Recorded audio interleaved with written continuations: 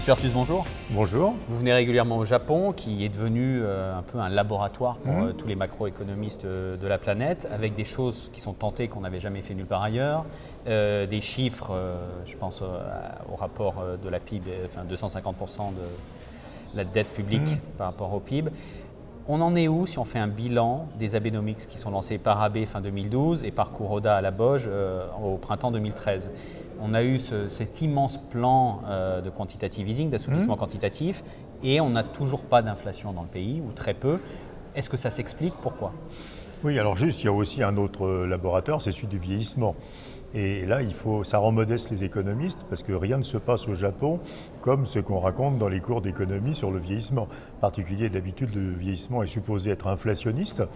Pour une raison simple, c'est qu'il y a moins de producteurs et il y a plus de consommateurs qui sont les retraités. Or, on n'a pas vu ça du tout au Japon. Et donc, on a quand même quelque chose qui est assez intéressant à regarder. Alors, qu'est-ce qui est intéressant? Les Abenomics, c'est une politique qui est, sur le papier, extrêmement bien adaptée. Puisque le problème du vieillissement, c'est que vous avez envie de continuer à être capable de produire plus. Donc, il faut faire des gains de productivité, donc il faut monter le niveau de gamme du pays. Et deux, il faut augmenter la population qui est au travail, faire monter le taux d'emploi. Et en particulier dans le cas du Japon, ramener les femmes sur le marché du travail. Donc ceci est extrêmement bien vu, je veux dire, la partie, je dirais, structurelle des Abenomics. Et aujourd'hui, on ne voit pas vraiment d'accélération de la productivité. Mais elle n'a jamais été si faible d'ailleurs au Japon, la productivité, mais enfin elle n'accélère pas. Et il y a un frémissement sur le taux d'emploi des femmes, mais enfin qui n'est pas extraordinaire. Il y a aussi la question de l'immigration, évidemment, qui est très importante. Et là aussi, il y a un frémissement, mais il y a un peu plus d'immigration qu'avant, mais on reste sur des niveaux très faibles.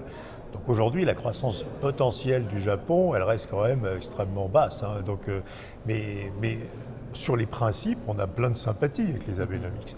Il y a une autre composante des Abenomics, comme vous savez, qui attaque un autre des sujets structurels centraux du Japon, qui est le partage des revenus. Et là, ça commence à marcher un peu mieux. C'est-à-dire qu'on voit pour la première fois les salaires au Japon qui augmentent un peu plus vite. Les salaires nominaux sont à un peu plus de 1% sur un an. On a été en zéro ou en négatif pendant 20 ans. Donc on a l'impression qu'il commence à y avoir une prise de conscience collective au Japon que ça ne sert à rien de continuer à donner des profits aux entreprises qui n'en ont pas besoin pour investir et qui stockent simplement des montagnes de cash qui rapportent 0%. Et finalement, une politique de distribution de salaire un peu plus active, c'est bon pour le Japon parce que ça ne va pas du tout freiner les investissements, mais ça fera de la consommation. Là, ça commence un peu à marcher. On a un soutien aujourd'hui de la croissance japonaise par la consommation, qui est un truc qui est quand même relativement nouveau dans le modèle japonais. Mais pourquoi ça ne va pas plus vite? Puisque, en théorie, encore une fois, ce qu'on apprenait à l'école, c'est qu'en cas de pénurie de main-d'œuvre, les salaires auraient dû augmenter beaucoup plus vite. Qu'est-ce qui se passe au Japon? Alors, il se passe au Japon comme ce qui se passe dans tous les autres pays, mais ça commence au Japon plus tôt. C'est une incroyable flexibilisation du marché du travail. Les Japonais ont une catégorie, comme vous savez, qui s'appelle interim workers. Ça ne veut pas dire intérimaire, c'est des gens qui ont des temps partiels, des contrats très courts. C'est quand même un tiers de la population active. Donc on a un tiers de la population active qui a des contrats extrêmement flexibles, courts. En France, on dirait fragile. Et comme aux États-Unis, comme en Europe, quand vous avez un marché du travail qui est déréglementé, vous réduisez le pouvoir de négociation des salariés. Donc le pouvoir de négociation des salariés japonais, il est devenu extrêmement petit. Et c'est pour ça d'ailleurs que la théorie du vieillissement ne s'applique pas, parce qu'au moment où il y aurait dû y avoir plus d'inflation au Japon avec le vieillissement, on a eu cette flexibilisation considérable du marché du travail, et du coup les salaires, au lieu d'accélérer, ont ralenti. Mais à nouveau, là, depuis 2 ans, on voit qu'on est dans un modèle un peu différent où, au moins, on distribue aux salariés les gains de productivité, ce qui n'avait pas été le cas depuis plus de 20 ans.